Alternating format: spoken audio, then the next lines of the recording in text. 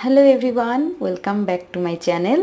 আজকের আমার special recipe হলো, দেখেই বুঝে গেছো, শুটকি ভর্তা। জানি অনেকেই খাও না, তবে আমরা খুব ভালো খাই। আর যারা ভালো খাও তারা এইভাবে অবশ্যই বানিয়ে দেখো, অনেকেই বানাও জানি।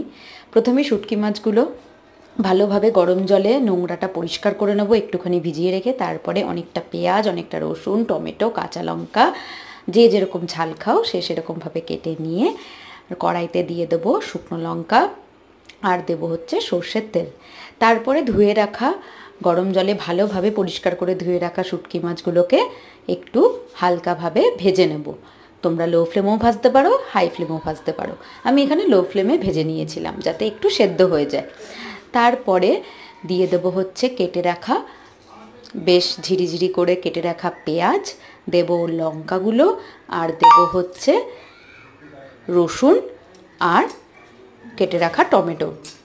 এইবার এগুলোকে ভালোভাবে দিয়ে লো ফ্লেমে ঢেকে ঢেকে যতক্ষণ না সবজিগুলো সাথে শুটকি মাছটা বেশ মজে আসছে, আমরা কিন্তু এটাকে ঢেকে ঢেকে বেশ ভালোভাবে ভেজে নেব। আমি এখানে আর একটা শুকনো লঙ্কা অ্যাড করলাম, মনে হলো আমার লাগবে। শুটকি মাছ যত ঝাল হয় তত ভালো লাগে, বিশেষ করে এই ভর্তাটা। তো দেখো, আমি কিন্তু ঢেকে ঢেকে সবজিগুলো সব কিছু সেদ্ধ নেওয়া অবধি ভালোভাবে ভেজে নিচ্ছিলাম।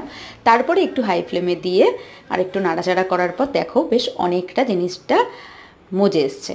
তারপরে এটাকে ঠান্ডা করে নেব। অবশ্যই গরমটা কিন্তু আমরা কেউ মিক্সিতে দেব না, প্রথমে ঠান্ডা করে নিয়ে তারপরে এটাকে দিয়ে দেবো হচ্ছে মিক্সচার গ্রাইন্ডারে।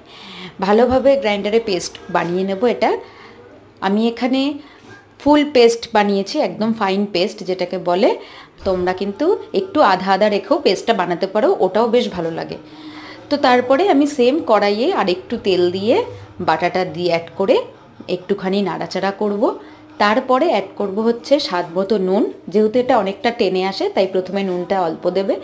দেব হচ্ছে হলুদ গুঁড়ো, তারপরে দিলাম হচ্ছে কাশ্মীরি রেড চিলি পাউডার, আর তারপরে দেব হচ্ছে ঝাল বুঝে, কাঁচা লঙ্কাও কিন্তু পড়েছে তাই ঝাল বুঝে দেব হচ্ছে লঙ্কার গুঁড়ো, ঝাল লঙ্কার গুঁড়ো। তারপরে এটাকে ভালোভাবে মিশিয়ে নেব। মিশিয়ে নিয়ে এবার ঢেকে ঢেকে এটাকে কষাতে হবে। বেশ কিছুক্ষণ পরপরই কিন্তু এটাকে নাড়তে হবে, নালে নিচে লেগে যাবে। তো দেখো আমি বেশ অনেকটা কষিয়ে নিয়েছি, আর কতটা কমে আর কালারটাও অনেকটা চেঞ্জ হয়ে যাবে। তো এটাকে আরেকটু করলেই এই আমাদের রেডি শুটকি মাছের ভর্তা। তোমাদের কার কার প্রিয় আমাকে কিন্তু অবশ্যই কমেন্টে বলো।